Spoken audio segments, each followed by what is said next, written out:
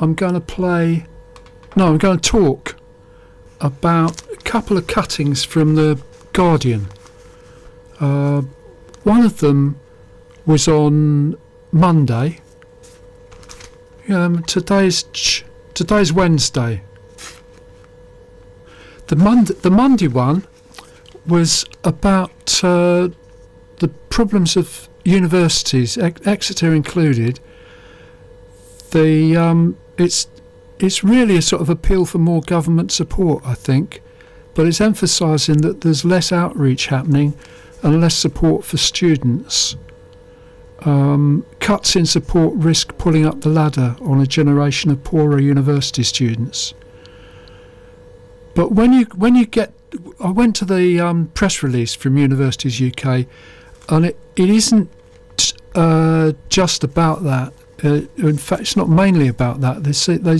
They do mention digital transformation as one of the things they're looking at, but it's also true they're cutting back on outreach and support. But I come back to what I've often said on previous raves on this show. This is the We Don't Know show on Fonnet FM. They don't say anything about digital. So this digital transformation, which, as I say, if you look at the press release, it is definitely one of the things a lot of university management people are looking at. But it's not mentioned in this newspaper report at all. And I think it's because, or at least this is what I was thinking on Tuesday. Yes, yesterday. I'd worked out that there's a lot more digital happening with the universities than is being reported. And it could be, this was my theory, that the newspapers don't want to face up to themselves becoming digital. They want to hang on to print as an idea, even though they're very ready to move online.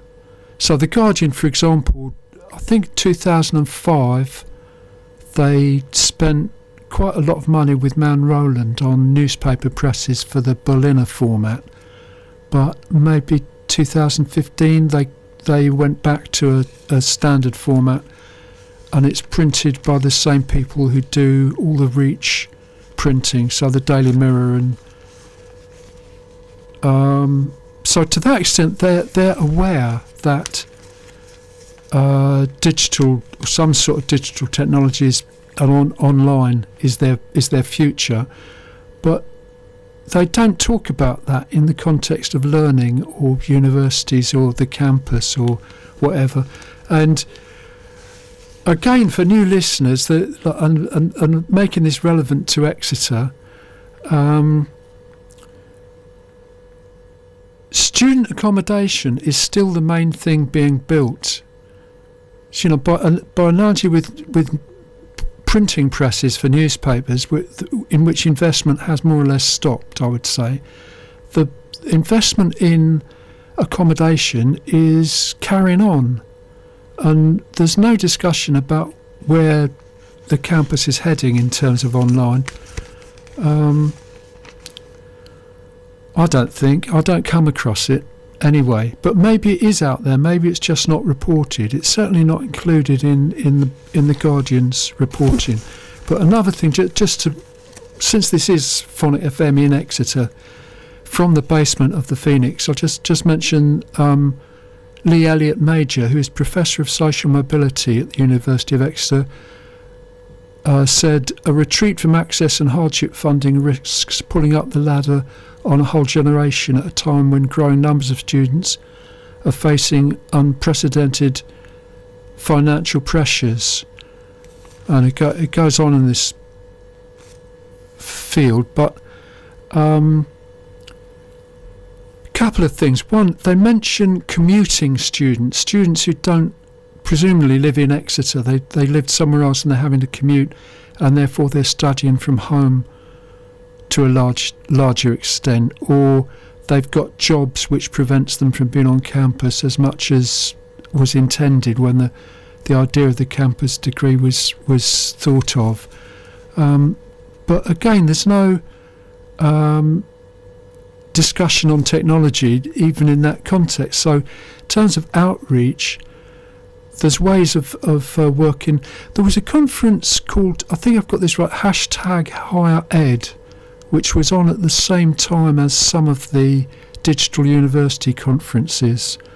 But I'm not sure how much discussion there is around that now. I don't think the Exeter one included that.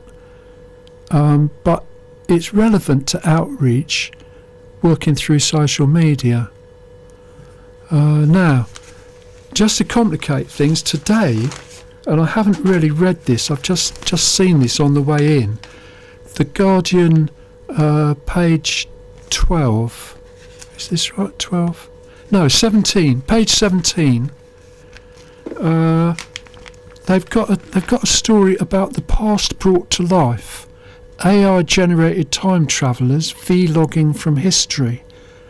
And this is a very positive story about YouTube and other social platforms. Users are flocking to watch AI-generated history influencers vlog their travels to historical settings. Chloe versus History has 611,000 Instagram followers and 15 million views on YouTube. And it goes on about how this is generating interest in history. Well, there's nothing to stop history courses. I know that I think it's the history and archaeology people have done it. They're doing research on wills. They've got AI scanning of wills, and they've got folk songs promoting this. And I'll come back to that. But I just think we should be looking at the positive aspects of AI and social media and YouTube. And I just think there's more of it going on than is being reported. But maybe I'm wrong about that as well.